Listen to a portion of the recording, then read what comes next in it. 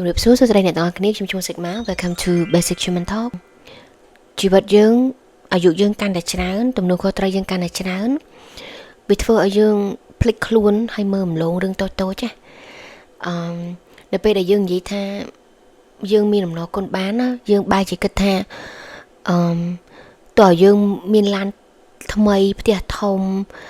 មុខរបរបណ្ណានៃរលួយបានច្រើនទើបយើង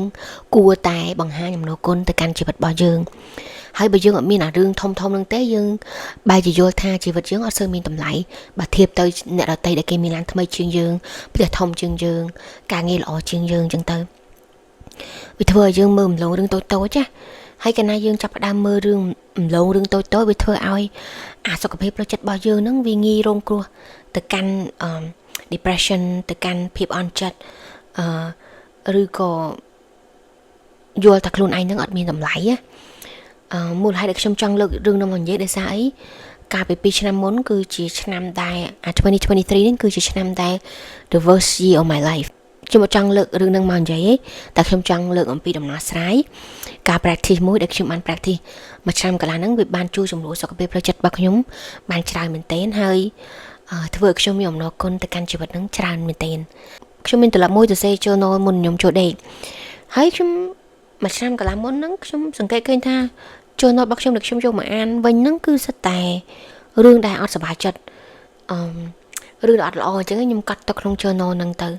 សង្កេតមើលអាន journal ខ្លួនឯងទៅវាសិតតែរឿងអត់ល្អអញ្ចឹងទៅខ្ញុំ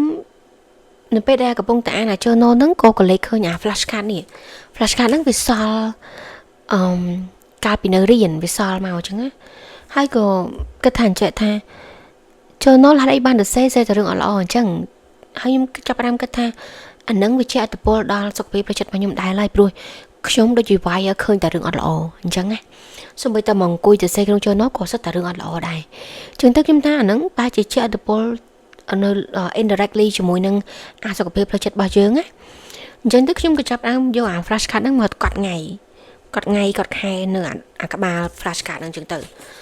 ហើយក៏ចាប់ផ្ដើមដាក់លេខរៀង1 2 3ហើយសួរឯងថាថ្ងៃហ្នឹងមានរឿងអីដែលល្អកើតឡើងហើយ to be honest ជាមួយអ្នកទាំងអស់នេះទៅគឺអា flash card ទី1ដែលខ្ញុំសរសេរហ្នឹងគឺប្រើពេល1ម៉ោងទៅ1ម៉ោងកន្លះព្រោះខ្ញុំរងនឹកអត់ឃើញថាមានរឿងអីកើតល្អកើតឡើងនៅថ្ងៃហ្នឹងដែលខ្ញុំអាចមានអំណរគុណបានណាព្រោះback then ខ្ញុំគិតថារឿងដែលយើងអាចបង្ហាញអំណរគុណបានឬក៏គួរតែបង្ហាញអំណរគុណហ្នឹងគឺជារឿងដែលធំដូចជាមានផ្ទះធំ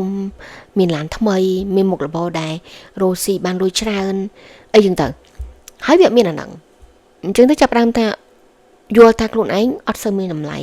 ចាប់ផ្ដើមយល់ថាហេតុអីបានជីវិតយើងអាយុប៉ុណ្ណឹងហើយបែរជាដល់ថ្នាក់ហ្នឹង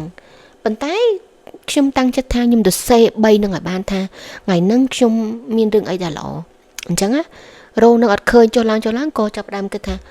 ដូចជាមានអីឈឺទេក៏ចាប់ផ្ដើមទៅសេលេខរៀងទី1ថាខ្ញុំមានសុខភាពល្អខ្ញុំមានអំណរគុណដែលខ្ញុំមានសុខភាពល្អហើយលេខរៀងទី2ខ្ញុំសរសេរថាខ្ញុំមានអំណរគុណដែលខ្ញុំមានការងារដែលបើកប្រាក់ខែទៀងទាត់ហើយលេខរៀងទី3ខ្ញុំនិយាយថាខ្ញុំមានអំណរគុណដែលខ្ញុំមានដបូលជ្រោកក៏កាត់វាហើយក៏ដាក់ក្នុងអាប្រអប់ហ្នឹងទៅហើយពិបាកខ្លាំងមែនទែនស្អែកឡើងជាគិតថាជុំមិនបានជីវិតអាយុប៉ុណ្ណឹងដែរអត់មានរឿងធំដុំកើតអញ្ចឹងប៉ុន្តែស្អែកឡើងខ្ញុំសរសេរទៀតការស្អែកឡើងខ្ញុំសរសេរទៀតសរសេរហើយសរសេរទៀតសរសេរហើយសរសេរទៀតរហូតដល់2 3អាទិត្យ4អាទិត្យ5 6អាទិត្យអញ្ចឹងទៅក៏ចាប់ផ្ដើមភ្ញាក់ខ្លួនឯងថាជុំសរសេរឥឡូវមាននិរៀង1 2 3ទៅជា4 5 6 7ហើយដូចវាច្រើនណាហើយកលេចមើលទៅគឺសិតតែរឿងដែរនៅក្នុងខ្លួនរឿងដែល internal happiness ម្ដាយឪពុកមានសុខភាពល្អប្អូនប្រុសប្អូនស្រីមានសុខភាពសុខភាពល្អមានការងារត្រឹមត្រូវមានមុខរបរត្រឹមត្រូវហើយក្មួយសុខភាពល្អអីចឹងទៅកាន់សរសេរហ្នឹងទៅសុបាយចិត្តហើយមុនចូលដេកហ្នឹងចេះតែញ៉ាំថាអូថ្ងៃនេះម៉ាក់ក៏សុខភាពល្អគាត់ញ៉ាំម្ហូបឆ្ងាញ់អីចឹងទៅpractice ហ្នឹងរហូតទៅខ្ញុំចាប់អារម្មណ៍ថាខួរក្បាលខ្ញុំ wire ក្នុងមួយថ្ងៃហ្នឹងគឺ scan រោរឿងល្អទោះបីជាថ្ងៃហ្នឹងមាន client ដែលពិបាកឬក៏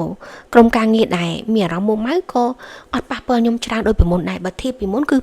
តែគេអ្នកជុំវិញខ្លួនគេអត់សប្បាយចិត្តគេមានរឿងយើងចាប់ផ្ដើមខឹងចាប់ផ្ដើមអត់សប្បាយចិត្តជាមួយគេដែរហើយព្រោះយើងគូបាយយើង wire scan រកអារឿងអត់ល្អហ្នឹងណាប៉ុន្តែចាប់ពីខ្ញុំ practice អាហ្នឹងវាធ្វើឲ្យខ្ញុំ auto scan រឿងល្អទោះជា client ហ្នឹងពិបាកខ្លាំងប៉ុណ្ណាក៏ចាប់ផ្ដើមគិតថាប្រហែលជា client ហ្នឹងមាន a bad day ចឹងទៅហើយរឿងផ្សេងតែអ្នកជុំវិញខ្លួននឹងមានដែល negative វាអត់ជះឥទ្ធិពលឲ្យខ្ញុំដូចពីមុនទេហើយខ្ញុំគិតថាអាការទៅសេរឿងដែលល្អមុនខ្ញុំចូលដីហ្នឹងវាជះឥទ្ធិពលឲ្យដែលខ្ញុំអត់ដឹងខ្លួនណារហូតដល់ពេលនេះគឺឃ្លីទី1ដែលខ្ញុំតែងតែសេមុនចូលដីគឺខ្ញុំមានដំណរគុណដែលខ្ញុំអាចភ្ញាក់បានហើយរកបានមួយថ្ងៃទៀតហ្នឹងគឺជាឃ្លីដំបូងដែលខ្ញុំទៅសេហើយក៏ដាក់រៀង1 2 3ធម្មតាចឹងទៅខ្ញុំសង្កេតឃើញថាការ practice ហ្នឹងវាបានជួយខ្ញុំខ្លាំងមែនទែនធ្វើឲ្យខ្ញុំសប្បាយចិត្តជាងមុនខ្ញុំមានអំណរគុណជាងមុនហើយមើលឃើញរឿងតូចៗដែលល្អច្រើនជាងមុនជុំវិញខ្លួនហើយនៅពេលដែលយើង practice ចឹងទៅអ្នកនរគ្នានឹងឃើញថាក៏ពិតទៅរឿងល្អវាមានច្រើនណាស់ប៉ុន្តែដោយសារតែយើងរងចាំថាតើមានរឿងធំដុំទើបយើងគួរតែបង្ហាញអំណរគុណទៅកាន់ជីវិតរបស់យើងបានអញ្ចឹងបែរជាយល់ថាខ្លួនឯងមានសុខភាពល្អហ្នឹងវាមានតម្លៃក៏ប៉ុន្តែនៅពេលដែលយើងមើលអាការតែជ្រៅទៅយើងមានសុខភាពល្អហ្នឹងគឺវាមានតម្លៃខ្លាំងណាស់ព្រោះអ្នកនរដឹងហើយតែយើងឈឺយើងទៅពេទ្យយើងអស់លុយយើងចំណាយពេលខាតពេលអីច្រើនណាស់ហើយបើយើងមានអ្នកផ្ទះដែលឈឺ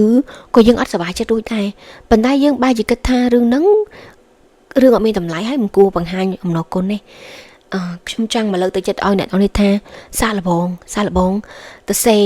3ចំណុចដែលយើងមានអំណរគុណនៅក្នុងជីវិតរបស់យើងណារៀងរាល់យប់មុនពេលចូលដេកហើយសង្កេតថា